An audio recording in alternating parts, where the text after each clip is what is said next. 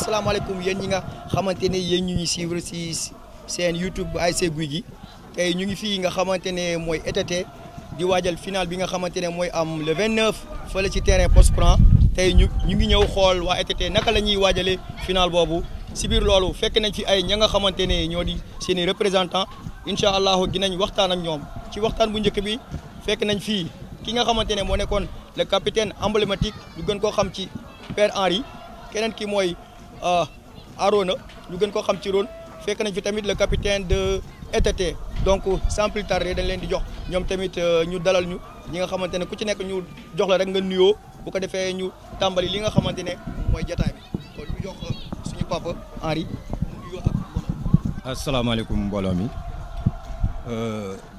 maa ngi nuyu assistance bi di nuyu ku nekk sa tur ak sa sant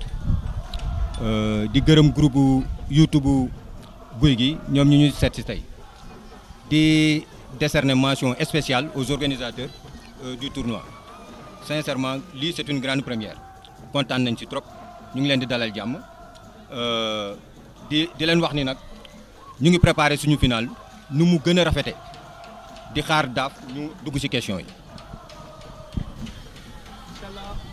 waaw kooku lañ doon déglu moom nga xam ne mooy Henri nga xamante ne 96 moo nekkoon capitaine u ASC bi ginnaaw bi ñu jëlee suñu donc ñu jox tamit keneen ka nga xamante ne ñoom ñaar yaakaar naa bokkoon nañ génération muy suñu tonton nga xamante ne mooy Ron. di leen ziar yéen ñëpp di kontaan aussi ci seet bi ngeen ñu seet si quoi vraiment di ñaan yàlla li ngeen fi ñëw def si yàlla rafetal lépp daal bon ñuy ñaanal aussi suñu jeune frères yi nga xamante ni ñoo bokk ci compétition yi ba tax ngeen déplacé wu ñëw seet si ñu tey quoi di leen ñaanal aussi dimanche yàlla defal leen ndam bu sedd guy daal ba coupe bi ñëwaat fii si koñ bi quoi bon ñu leen di nuyu di leen ziar bon di leen gërëm di xaar ñu passé si question yi quoi incha allah. li nga xamante ne mooy ETT ñu gën ko am si Mouhamed Diop kon ñu jox Mouhamed Diop kàddu gi mu tamit mu nuyoo salaamaaleykum maa leen di nuyu ku nekk ak sa tur ak sa sant c'est Mouhamed Diop plus connu sur le nom de Metza di nuyu di dalal waa site internet bu l'ASC Gouy Gui di nuyu sama papa yi fi nekk ak samay référence di nuyu suñuy joueurs yi nekk suñu ginnaaw tamit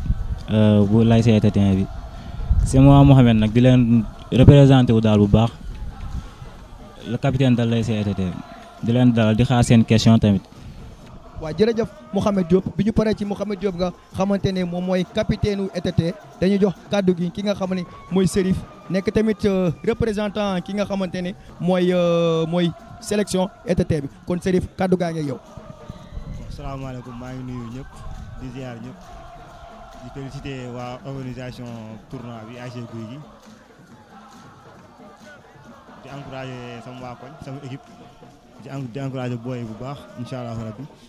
bon ñu leen dégg nag ci question yi après mu ñëwee rek ñu tooñ mais ñu daaf nag mu ñu tooñ ka ne fii dafa sedd dafa calme quoi mais suñu final incha allah ñu ngi koy préparé bu baax a baax a baax parce que gars yi pare nañu baax peut-être xam naa tamit affaire yi moo ñu bett ak ni mu demee mu ne préparation bi demeewul noonu mais incha allah dimanche di ngeen gis lu rafet daal lu rëy ci terrain bi incha allah merci. jërëjëf Serif ginnaaw bi ñu dégloo Serif nga xamante ne moom moo nekkoon représentant sélection bi fi nga xamante ne mooy tournoi bi kon dañuy jox mag ba nga xamante ne moo ànd ak ñoom depuis bi tournoi bi commencé ba léegi muy suñu grand Mbaye Diop moom tamit dañ koy jox kàddu gi mu nuyoog ñi nga xamante ne ñoo ñu seetaan. salaamaaleykum mbooloo mi maa leen di nuyu ku ci nekk turam ak santam di rafetlu ni ngeen def pour ñëw seet si ñu nit ñu ngi leen di dalal bu baax tamit quoi parce que lii dafa doon loo xam te ne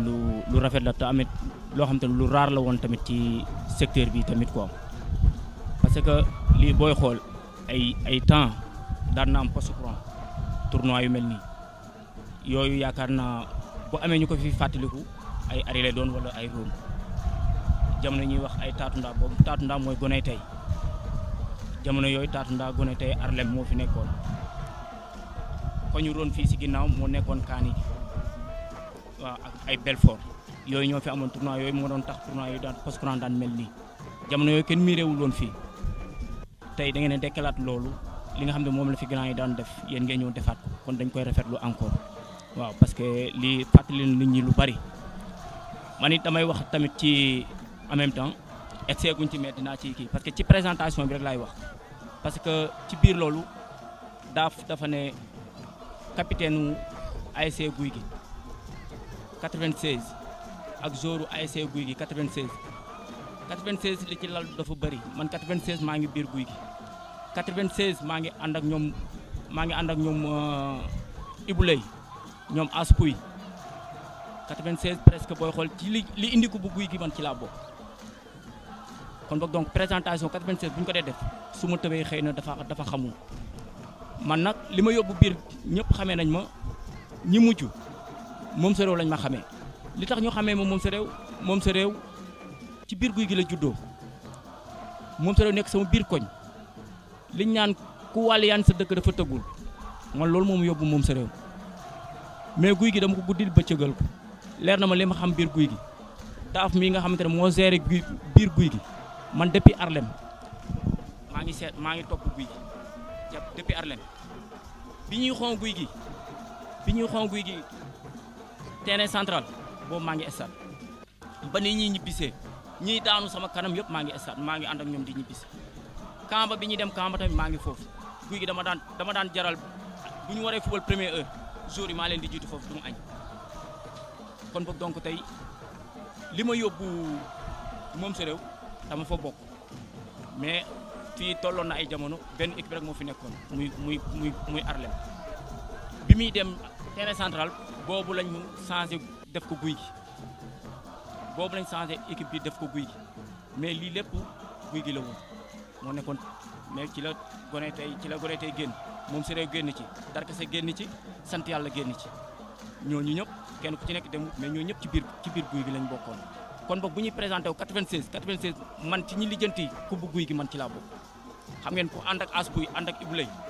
kon kooku yaakaar naa dara umpale ci biir li ñu def ba coupe bi ñëw coupe bu 96 bi coupe bi ñëwee nag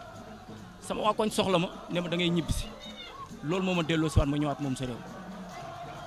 kon nag présentation bu amee nii faaw ma leeral ñi nga xamante ne xëy na ñi génération bi fekkee wuñu loolu yëpp xamuñ ci dara kon nag damay leeral loolu quoi loolu laa ci amoon lu ma leen dox ñu leen di dalal jàmm bu baax di leen déglu seen question encore lépp lu ngeen ci def tamit lu ngeen ci wax rek luñ ci mën a tontu ñu tontu ko ci ko ok jërë ngeen jëf. merci sunu grand kàddu yu rafet na te am na solo lool te lu bëri leer na ci yaakaar naa ñi nga xam ne ñu ngi ñuy suivre donc dañuy jublu ci li nga xamante ne mooy liggéey bi benn kii bu ndaw rek ñu wax leen parcours fi nga xam ne mooy ETT parcours am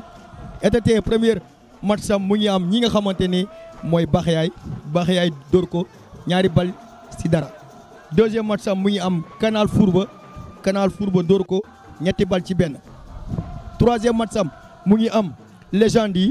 yi nekkoon ay anciens joueurs ya nga xamante ne mun naa leen ne deuxième génération la ñooñ tamit dóor leen ñetti bal ci ñaar donc yàlla def ñu toog bi yàlla defee ñu toog nag mu am équipe ya nga xamante ne xaj na lépp li ñu ëmboon ci biir tournoi bi ñoom matale wuñu woon lool amoon na ay rëq-rëq yu ci amoon yàlla def ñu éliminer leen donc indiwaat ETT donc ETT quart de finale mu am Africa dóor ko benn bal ci benn mu am demi-finale mu nekk revanche contre Légende ñu dóor benn bal ci benn Légende donc tey mu war a finale donc loolu bu ñu xoolee chance la xaw ma mérite la ñoo jël kàddu ginnaaw bi suñu tonton Ari dalalee gan yi ak ki nga xam ne mooy Ron ak Mbaye Diop ak Mouhamed capitaine fàttewuñu Serif mi nga xamante ne mooy délégué ETT donc dañoo bëgg a revenir un peu si historique gu ETT donc loolu ñu bàyyi suñu tonton Ari mu wax ñu si historique gu ETT ETT ban histoire la. Très bien. Je m'en vais très rapidement faire l'historique de ETT. ETT a été créé en 1978 presque moom ak booy yi fi nekk yëpp ñu bëri xamuñu ko te ETT comme ni ko gars yi di waxee ETT du quartier équipe de football la cycle bi ETT la enfant terrible du terrain ETT ñun ñoo ko créé suñu génération la c'était en 78 kër Ana Mendy lañ ko créé ETT nag ay quartier ñoo ko kii ci ay quartier la génne comme Léona 2 Minam 1 ak Minam 2 trois quartiers yooyu ñoo formé ETT mais ETT dafa mus a nekk vivier pour ASC Gouy Gui parce que ETT moo génnee Ari ETT moo génnee Rone Douga Idi Thiaw Sadibou Ousmane Kara ak tant d'autres ay joueurs yeneen joueurs ñoom Aliou Sall Omar Sy suñu entraîneur bi 96 xam nga Alphonse Paul Pape Fall Malick Fall kon donc ETT dafa mus a nekk vivier pour ASC Gouye Gui bon toujours dañuy dégg fële ñaan ETT fi ñu nekk dafa kii c'est vrai certes dañu nekk ci frontière ETT mu ngi nekk entre Penc Minam Guney Tey Ndabli ak Gouye Gui mais ñun dañu mus a nekk vivier wu Gouye Gui ETT donc loolu la ñu amoon pour wax pour bañ a guddal comme affaire bi temps la ñu jox daaf affaire mu ci wax voilà. c'est important mais je pense que fii ambiance bi xanaa amu fi déggoo leen ñuy wax histoire bi joueurs yi fi génnee yëpp joueurs yi fi génnee yëpp gars yi ngeen na sëcc nii au moins may leen ma ko tuuti loxo waay may leen ma tuuti seen bopp waa ETT nag au moins ñu xam ne ñu ngi ci quartier ba nga xamante ne comme ni ko Tons waxee depuis 1978 waaw ñun am na ña nga xamante ne wax nañ ñu ko sax te xamuñu ko woon donc li ma ci gën a jàpp mooy enfant terrible du terrain du terrain war a dajeek kan Casa Santos Cabral Santos enfant terrible donc gars yi loolu final bu mag lay doon gars yi loolu final bu mag la les enfants terribles mais waaw moo tax ba léegi gars yi ñu ngi koy wane si li ñu terrible moo tax ba léegi ñoom ñi nga xam ne ñoo jëm final donc final boobu war a nekk final bu neex donc damay ñëwaat ci parcours ba nga xamante ne moom la ETT def ci li nga xamante ne mooy tournoi ASC Gouye Gui première édition 2020 mu ngi njëkk a dajeeg Baax Yaay door ko ñaari bal ci dara mu dajeeg deuxième match am ak Canal Fourba door ko ñetti bal ci benn mu am légende yi mooy deuxième génération yi mooy bu ñoom saay bu mii nga xam ne moo fi nekk ak ñi nga xam ne ñoom bàcc ñu dóor leen ñetti bal ci ñaar yàlla def ñu am équipe ya nga xamante ne ñoom la ñu disqualifié donc ETT nekkoon ci poule boobu yàlla def ñu repêché ko bi ñu ko repêché mu jàpp Africa labbali ko ay labbali yu metti dóor ko benn bal ci dara jàppaat ki nga xamante ne mooy légende yi ne woon légende yi yéen a ma xañ lii mooy sama qualification yéen a ma ko naroon xañ waaye tey ginaa leen won ne yeewaat naa jàpp légende labbali ko ay labb yu metti muy benn bal ci dara donc bu ñu xoolee loolu mooy parcours bi nga xamante ne moom la waa ETT def donc ñu war a dem final mais man je me dis Chérif la loolu chance la wala mérite la wala yéen a ëlbati carte parce que maa ngi dégg ngeen naan yéen a xon équipe yi ba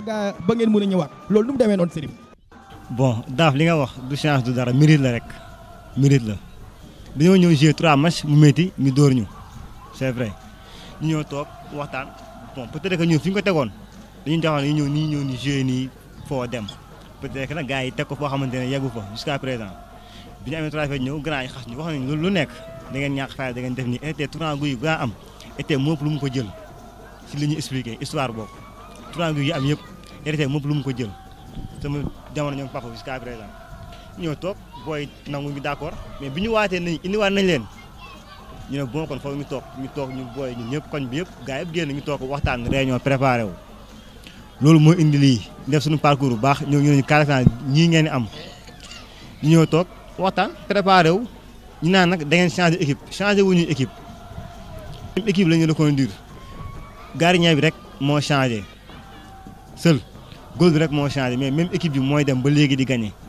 peut-être que dañoo gën a toogaat booy gën a yokkaat fulla ak fayal ak entraînement loolu dong la te incha allahu rabbi final bi ETT lay ñëw dañu koy jël bu sawee suñu borom merci. mais Chérif ba léegi ci loolu parce que dama dégg ay yenn équipe ñu ne ñoom la ñuy jàppale favoritisme ña nga xam ne boo poste courant doo gagné boo jegee poste courant dañ lay xeex yéen ñi nga xamante ne peut-être toogoon ngeen ñëwaat lan ngeen di wax équipe yi nga xam ne ñoo ci bokkoon lan ngeen di wax sélection yi nga xam ne ñoo ci bokkoon par rapport ak gis-gis ñoom bi ñu am. day am mauvais perdant loolu foo donc nga fay fekk man wax yooyu foofu la ma fekk am nañu sax toog naan ETT dañ leen jàppale mais ñun règlement moo ñu indiwaat parce que problème suñu poule la amee règlement moo ñu indiwaat loolu amu si football la rek dañoo toog nañ ñun suñu match yi passé arbitre am na erreur yoo xamante ne bàyyi na ko mu jàll mais dañoo xam ne lii sport la mais teewul dañoo continuer jouer gagner ak discipline loolu rek mais ñi di wax ñii ñëpp ay favoritisme yooyu yëpp mauvais perdant lañ rek mais amul leneen. muy solos tournoi bi waaw tournoi bi nga xamante ne moom la ñu organisé muy tournoi des cellules nga xamante ne découpé nañ Gouy Gui en 16 secteurs yaakaar naa ne sax am na ña nga xamante ne ñu ngi doon ñaxtu ba léegi naan gisuñu seen bopp donc 16 équipes ya nga xamante ne ñoo participé si tournoi bi yéen waa ETT ban gis-gis ngeen ci am donc dañuy jox kaddu gi ku ci mel ni ñoom Grand Rôle tamit ak assistance bi nga xam ne ñu ngi fi ñu wax ñu ban gis-gis la ñu am si tournoi bi. bon maa ngi di nuyu loolu aussi loolu dama ci sawar a tontu quoi. tournoi bi li ma ci gën a rafetlu mooy doomu aadama bu fekkente ne dafa am lu tuuti lu muy defal ASM comprendre nga lu tuuti lu muy defal ASM parce que loolu sax du lu tuuti quoi waaw du lu ndaw parce que regroupement bon koñ bu la ko gérel loolu du lu ndaw quoi dina nekk benn poids bu nga xamante ni xam nga poids bu ngand lay doon bu mu wàññi si dépense su ASC bi bon tournoi bi aussi defe naa ni loolu moo tax ñu def ko pour delloo ñooñu njukkal comprendre nga yaatal affaire yi ku nekk sentir sa bopp que ni yow si ASC bi nga bokk comprendre nga bon mais malheureusement nag am na ñoo xamante ni comprendre duñu ko quoi comprendre duñ ko mais vraiment initiative bi moom bon lu rafet la quoi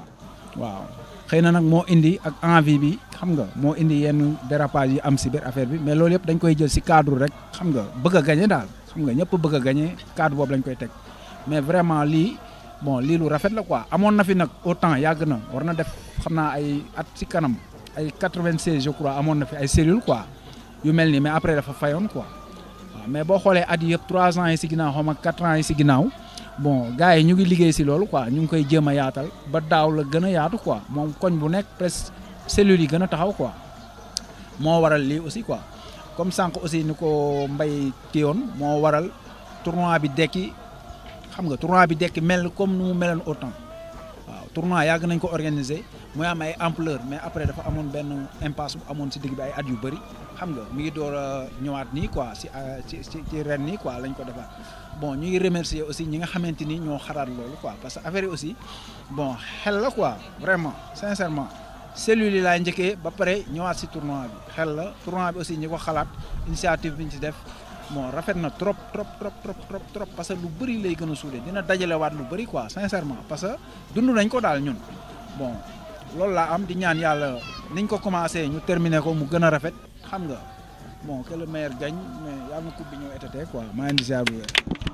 joxal ma saay bu tamit nga xamante ne moom mu ngi fii ETT nekk tamit commission sportive ci li nga xamante ne mooy bureau bu Gouy Gui moom ci wàllu commission sportive fa lay yëngu nga xamante ne jour bu mu yaakaar ne mën nga apporter dara équipe bi rek dina dem doxi la kon saay bu yow tamit sa gis-gis ci li nga xamante ne mooy tournoi bi lañ bëggoon a xam lan la. asalaamaaleykum mbooloo bi ñi fi teew ñëpp maa leen nuyu seen tur ak seen sant quoi di am mbégte pour jël fii kaddu quoi parce que lépp fii la dooree. lépp fii la dooree terrain bii ngeen di gis nii ak boo jàddee terrain boobu ñun foofu lañ jàngee football parce que ETT fii suuf bi rek boo ko laalee da ngay mun football amul képp kuy loolu moom lu wóor la quoi ETT amul bañ la ba boo nekkee góor jeune nga dëkk ETT mënoo football da ngay xat si koñ bi soo nekkul sportif da ngay xat si koñ bi te loolu ñun dañoo fekk suñu grand yi di ko def ñun jàddukaay boobu lañ jàngee football Omar Bey da daan dem liggéey Sotiba ñëw toog si buntu këram si pay bi bu toogee nii petit camp fii par ngoon ba mu yàgg mu boole ñu dajale ñu formé école de football Omar Bey école de football boobu dem na ba bokk si meilleure école de football Sénégal yi bokkul parce que Jean Mendes bi muy tëdd dem Europe def parcours gagné équipe yëpp bu mu ñëwee war a gérer benn équipe école de football bu tudd Manga 2 fii yëmbal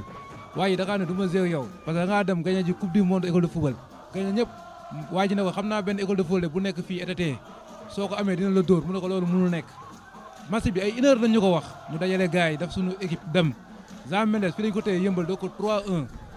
mu ne musuma yaakaar ne école de football bu mel nii am na si banlieue bi musuma gëm ne école de football bu mel nii am na si banlieue bi kon ETT bi moom ñëpp xam nañ ne da ko football la xëy na nag année yi passé nii affaire yi joueurs yi xawoon nañu wàññeeku fii quoi ñun suñu génération bu mu jeexee peut-être si la Gouy Gui gëj am joueur bu dëkk ETT parce que soo xoolee Gouy Gui 30 ans 40 ans musul génnee joueurs yoo xam ne dëkkuñu ETT musul am génération bu ñëw am na joueurs yu dëkk ETT yu mu àndal léegi nag ñu ngi sant yàlla sunu doom yi sunu jarwaat yi sunu jeune frères yi ñu ngi màgg te bëgg nañ football te ñu ngi leen di jàppale te dañ leen jàppale ci tournoi bi nu gagné tournoi bi mais dañ leen jàppale surtout seen carrière fépp bu ñu leen mun a teg ba ETT génnee international dinañ ko def xam-xam bu ñu am ak lu ñu mun a dugg ak connaissance bu ñu munti am di leen si jàppale ba ETT génnee international parce que fii nii waroon na heure bi waroon na génnee international yu bëri mais yàlla dogalu ko mais ñu ngi ñaan loolu nu ñàkk yëpp yàlla na ko yàlla def si booy yi sunu raq yi sunu jarbaat yi parce que loolu ferte ETT lay doon parce que tey équipe nationale warul ñëw fii di jouer te ETT tegul ay car doomu ETT yóbbu gars yi warul mun nekk parce que ETT fii dañ kaa liggéey peut-être nag ñu bëri xamuñu histoire ETT affaire yooyu loolu moo waral lii mais daal dinañ leen jàppale ba li ñu luy fubal di fay yëpp mu fay ko si sunu doom yi sunu jarbaat yi quoi. jërëjëf Saïbou kon dañuy jox suñu grand Mbaye Diop tamit moom mu joxe xalaatam ci tournoi bi nga xamante ne taxawal nañ ko ban gis-gis la ci am. ça daf damay dellusiwaat rek comme ni ma ko waxee woon parce que départ bi sànq wax naa la ko. nee naa leen tournoi bi da ngeen dekkalaat loo xamante ne amu fi woon li fi gëj amoon na fi bu njëkk yéen ngeen ñëw dekkalaat ko kon boog donc tey tournoi bi am na solo trop quoi parce que post courant match yàgg na fa am mais comme tournoi bu ñëwee. am na ñoo xamante sax ay responsable lañ bu tournoi yi waree am dañuy dagg seen yitte sax ñëw seetaan si tournoi bi ndax ampleur bi mu am waaw kon boog donc tey lii yéen ñi nga xamante ne yéen a ko xalaatoon ba def ko di leen ci encouragé bu baax di leen remercier encore quoi waaw parce que wax dëgg yàlla def ngeen lu baax def ngeen lu rafet tamit yal na leen yàlla jàppale lépp li ngeen ciy wut tamit yal na weesu seen njort tamit quoi waaw li saay bu wax tamit ñi nga xamante ne ñoo fi parce que fii néew na jeune bu fi nekk te mënuloo fubal balaa nga gën a xam sax nga xool xale yu tuuti chaque jour buñ jàngiwul ñu ngi fii lu muy xat-xat nii booy fii la ñu football ku la ci gën a ndaw bu téye bal nga ne kii bu amee jàppale day dem xëy na manqué moyen moo fii am ak yenn centre yi nga xamante ne jege na la ba nga mën a jël sa doom yóbbu ko foofu affaire parce que moyens yi moo tax yu ci bëri mënuloo ko ci am mais nag li saay bu wax yàlla na yàlla dooli jàppale leen rek ba li nga xam ne ni ñu ci wut yàlla may leen ko quoi jërë ngeen jëf rafetlu nañ lépp. waaw amit donc bu ko defee dañuy jublu ci point bi nga xamante ne moom la ñuy waajalee final bi ñuy waajalee final bi ginnaaw dinañ ci am ñetti intervenant benn bi ci njëkk bi mooy le capitaine ñoom équipe bi naka la ñuy waajalee li nga xam ne mooy final bi beneen bi mooy ki nga xamante ne mooy Serif moom nga xam ne mooy délégué équipe bi fële nga xamante ne mooy si niveau commission bi beneen bi ci topp mooy ki nga xamante ne mooy grand Ari moom nga xam ne mooy suñu tonton mooy suñu papa fii nga xamante ne mooy ETT donc dañuy jox Mouhamed Diop yow en tant que capitaine équipe naka ngeen di waajalee final dafa mel da nga xaw a lii waa Ahmed wala café gee ñëwagul. waaw match bi ñu ngi koy waajal bu baax fii si ETT jeunes yeeg mag ñeeg ñëpp ñu ngi waajal match bi xam naa match bi moom du doon match bu yomb dina metti si ñële mais dina yomb si ñun. waaw parce que football bi dafa nekk loo xam ne ñun dañ ko jàng mën ko du cadre social du cadre leneen cadre xel la parce que ñun suñu équipe bi booy xool ñeen ñi dañoo xaw a volume ngeen gis ni jàpp ni ay mag lañ mais ay xale lañ ñëpp ay xale lañ booy xool ñoo bokkoon même génération ba ñuy football école football ñeneen ñu indi ñoo xam ne hors quartier bi lañ jógee ñooñ tamit même kii la woon ñoo bokkoon daal même centre yi ñu doon nekk mais niveau yi ñoo bokkul woon quoi mais moment bu ñu toll nii moom même niveau la waaw parce que xale yi dañoo màgg mature mun football comme ni ko gars yi waxee sama tons Saïbou ak sama ñoom père ni ñu ko waxee ETT yi moom ku fi judd rek mun football waaw ku fi judd mun football ñu wax ni waa Cabral nag xam naa ni fi ñu ko wéer mooy cadre social mais bu dee football rek incha allahu rabi Cabral lay waaj te wàcc na nii sax Cabral wàcc na nii ba pare cadre ambiance moom bi ngay wax moom waaw jarul yaakamti loolu moom jarul yaakamti boo ko soxlaa rek xaar ko dimanche incha allah Baye Fall nag dinañ ñëw yëngal quoi waaw Baye Fall instant dañoo joo bi yeeg yooyu noonu mais dimanche incha allah dinañ ñëw yëngal incha allah. merci Mouhamed mais nag Mouhamed dafa mel ni dafa xaw a ragal njaagoy si côté social de dañoo mel ni dañoo xaw a ragal njaagoy de mais nag bu leen fàtte ne grand baa ngi fi suñu grand 96 mu ngi fi ñoom Mbaye ngi fi tamit xam naa ne dinañ ci jàpp lu bëree bëri donc père nooy waajale en tant que yéen sage gëm naa ne yéen a koy waajal parce que ñu ngi may wax information ne samedi da ngeen di baas koñ bi yëpp kenn du dugg suba gi ndekki añ yi yëpp nu ngeen koy waajalee. di santaat rek di gërëmaat sama joueur yi parce que sama doom yi parce que sincèrement ñun lañ sagal parce que les joueurs de ETT ñu jógee ETT ils ont toujours été cités de par leur exemple si au sein de l'ASC Gouy Gui fu ñu waxee discipline ñoo si gënoon discipliné même tournoi bi ñoo si gën a discipliné d'ailleurs looloo tax ñu repêché leen ku xam Rone si discipline nga ko xamee ku xam Malick Thiaw si discipline nga ko xamee Ari ku ko xam si discipline nga ko xamee Omar Sy ku ko xam si discipline nga ko xamee ak ñeneen Sadio Bou Ousmane affaire yooyu kon donc tey bu ñu repêché certes gars yi dañuy yaakaar ni kii la mais mérite la dañ ko mérité discipline boobu dañ ko mérité dafa yàgg am ci kii bi te ñun dañoo sagal booy yi léegi nag final bi ñoom dañu am chance parce que dañu am ay joueurs yu ay anciens joueurs yu expérimentés yu nekk seen ginnaaw ñun ñoo nekk seen ginnaaw joué nañu ay final certes gagné nañ ko mais ñàkk nañ ko kon donc xam nañ nu ñu préparé final li ma leen di ñaan rek mooy c'est une finale il faut qu'il se fasse plaisir qu'il joue le plus sereinement possible xam ni final la c'est une fête finale la c'est une fête xam nga qu'il se fasse plaisir ñu jouer waa Cabral bu fekkee loolu la ñu yaakaar ñun musuñu gëm loolu yooyu ñuy wax noonu musuñu ko gëm ñun football la ñu yaakaar xam nga nous avons toujours été cités en exemple de par suñu comportement de par suñu fair play suñu kii kon donc du yooyu moo ñuy tiital dama ne wax waa Cabral nañu xaar dimanche bu ñu ñëwee dinañ leen won loo xam ne lu ñu musul gis parce que sama boy yi pare nañu voilà. merci père dégg ngeen père li wax père nee na Cabral même bu ñu andi woon ay Guinée Codi sax dinañ jouer ak ñoom te gëm nañ ne nee nañ pare nañ physiquement mentalement et moralement pare nañ donc final boobu final buy neex lay doon donc ñu jox Serif moom tamit mu lancé message tamit te ne moom lay lancé par rapport ak supporters yi ak ñi nga xam ne ñoo nekk Léona yëpp Léona ETT du moins. waaw li may lancé préparation finale bi mooy na ñëpp ñëwoon nañ mais na gars yëpp gën a génn gën a ñëw xam ne ETT la Léona la Minam la te xam tamit foo la kafre fair play loolu lañ ñu xamee te incha allah rabbi loolu lañ fay yóbbu final foo la kafre booy tamit nañ ñëw ñëpp ambiance bàyyiwuñu kenn na ñëpp ñëw waaw. Omar moom moo yor wàllu mobilisation bi parce que mu ngi may wax sax ne ñoom au moins dinañ indi minimum 10 car la ñuy indi donc Omar final bi dina neex final bi neex na ba pare Omar supporters yi ban message ngay lancé supporters yi surtout ban message nga am pour di leen ko lancé ak ñi nga xam ne ñoom ngay dajal. salaamaaleykum maa ngi siyaar ñëpp daaf saaga yaakamtee xeex la te adduna bi yëpp xam nañ tamaate loxotee koy jeexal barki borom Tuuba xam nga tey yéen da ngeen di jaawale quartier bi nga xam ne fa la fecc juddoo ak foo xam ne fa la football juddoo ñëpp xam nañ Cabral quartier fecckat la comme yooyu noonu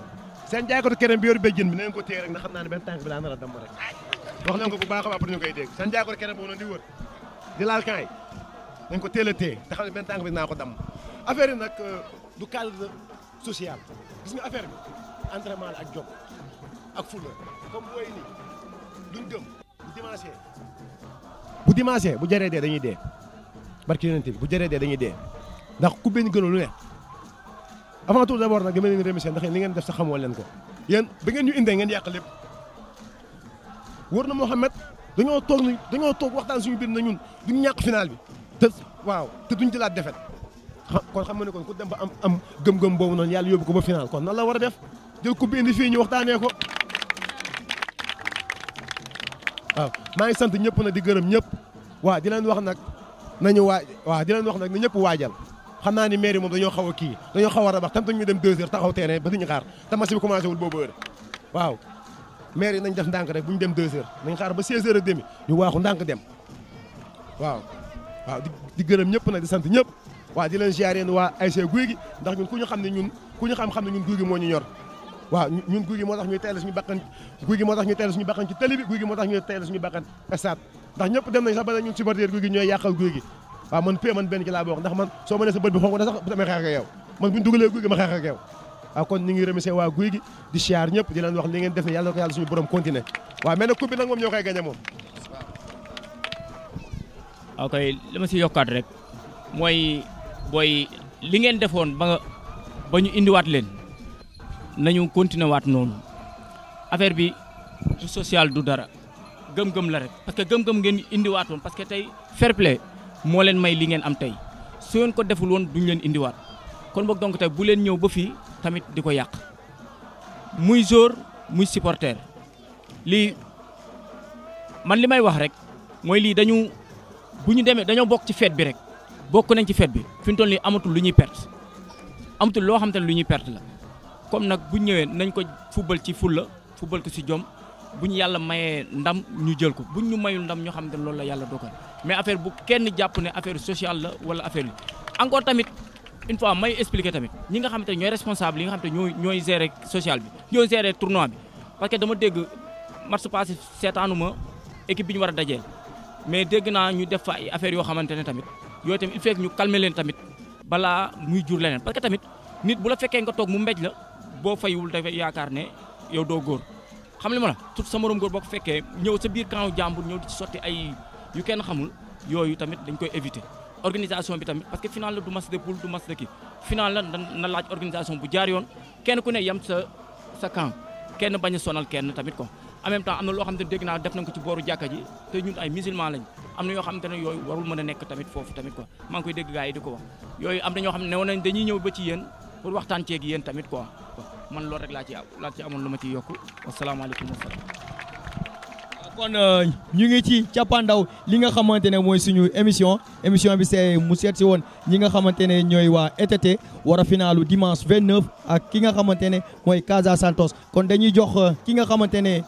du moins Cabral Santos la war a dajal dimanche 29 kon dañuy jox ki nga xamante ne tey mun nañ ne moo fi nekkal le président de l'ASC moo fi nekkal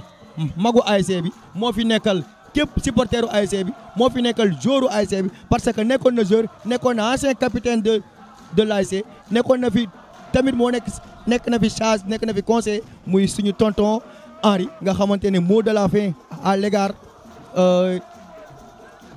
ñëpp ñi nga xamante ne rek ñoo fi nekk ban message lay lancé jëm ci ñoom. discipline surtout discipline encore discipline parce que moo tax ñu repêché ñu kon donc ñoom sama joueur ni ñuy def ba ñu repêché leen nañu continuer si lancé boobu parce que sincèrement man bi ma déggee dañ leen repêché par discipline sincèrement dama cee kontaan parce que comme ni ma ko waxee sànq rek nous avons toujours été cités en exemple dañu mus a discipliné ETT dafa mus a discipliné bu ñu demee luñ fa fekk nañ jël mais de grâce nañu discipliné nañu yaru bi ñu def nag nii ba continuer ko nii ba ñu am lii nañu continuer yaroo nii di woo supporter yëpp muy comme kii ni mu ko waxee sànq muy maire yi muy paa yi muy boy yi jigéen ñi mag ndaw na ñëpp mobiliser wu ñu dem supporter ji suñu équipe mais toujours nañu discipliné wu man daal damay insister si discipline lu la yaru mayul réewande du la ko may donc nañu continuer nañu discipliné wu te la preuve gis nañ ko dañuy discipliné wu ba dem final kon donc nañu continuer si loolu man j'insiste trop sur la discipline nañu discipliné wu di leen remercier yéen organisateurs yi di leen ñaanal yàlla li ngeen si jublu yàlla na leen ko yàlla may di ñaan yàlla guy gi ñun ñëpp xam nañu guy gi moo nekk suñu biir xol ni ñu bëggee guy gi yàlla nañu yàlla dimbalee noonu ba liñ si séntu liñ ko yéene ñu am loolu si guy gi mun na dem ba nekk équipe première pourquoi pas parce que waroon nañu mën a dépasser fii nii nii ñaari tali mel yeneen équipe yi ni ñu mel ay Tëngéej FC ak affaire demee guy gi war na mun a mel loolu kon donc war nañu mën a dépasser cap bii bu ñu continuer nii rek dinañ discipliné wu yéen organisateurs itam am ngeen sas parce que ñële waa Cabral sincèrement war nañu wax ak ñoom parce que comme sànq nuñ ko fi junjee am na yenn yoo xam ne xam nga doyen Mbaye wax na ko duñ la fekk nga toog xam nga ñu def la yenn yi nga mun a toog kii de grâce nañu insister ci discipline daal mooy lépp maa leen di ñaanal yàlla na tournoi bi yegg à terme xam nga que nag suñu équipe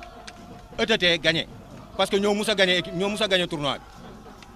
bi ETT tournoi muñ fa mus a teg ñoo ko mus a jël kon donc yàlla na ETT gagné tournoi bi merci encore. merci doyen dégg ngeen li nga xamante ne moom la tëjee nee na yàlla na ETT gagné li nga xamante ne tournoi bi te ETT yàgg na koy gagné kon dégg ngeen kon lépp dina leer bu fekkee dimanche lay doon ñu diggante ñi nga xamante ne mooy Cabral Santos ak ETT donc ñuy fàttali leen ñu ngi woon fii ci ETT nga xamante ne ñu ngi ko créé en 1978 donc ñeent fukki at ak ñaar ci tey la ñu war a am benn final ba nga xam final historique lay doon donc ñu ngi lancé tamit appel ci ñi nga xamante ne ñu ngi waa ETT ne jour final ba si suba day am randonnée pédestre nga xamante ne ASC bi moo ko taxal ko ak benn scène bi nga xam ne mu ngi tudd Thiaroye TV nga xamante ne moom mooy liggéey ak ASC Gouy Gui nga xamante ne day nekk journée ba nga xamante ne journée sans plastique lay doon donc 9h na ñëpp daje ci terrain Gouy Gui nga xamante ne dañuy for lépp la nga xam ne déchet plastique la dañ koy for gën a naatal suñu environnement donc ñu ngi gërëm ñi nga xamante ne ñoom lañu àndaloon ci émission bi ku ci mel ni waa Sampro ak ñi nga xamante ne ñooy techniciens yi nekk seen YouTube bu ASC Gouy Gui kon waaw Salam Pro ñu ngi leen di sant di leen gërëm di gërëm ñi nga xamante ne tamit ñoom ñoo ñu dalaloon muy waa ETT nga xamante ne bu ñu xoolee yar bu ñu xoolee teggin bu ñu xoolee discipline yëpp wane nañ ko yàgg nañ koy wane ci tournoi bi kon gars yi ñu ngi joxe dig daje dimanche 29 à 16h terrain poste camp jërë ngeen jëf gars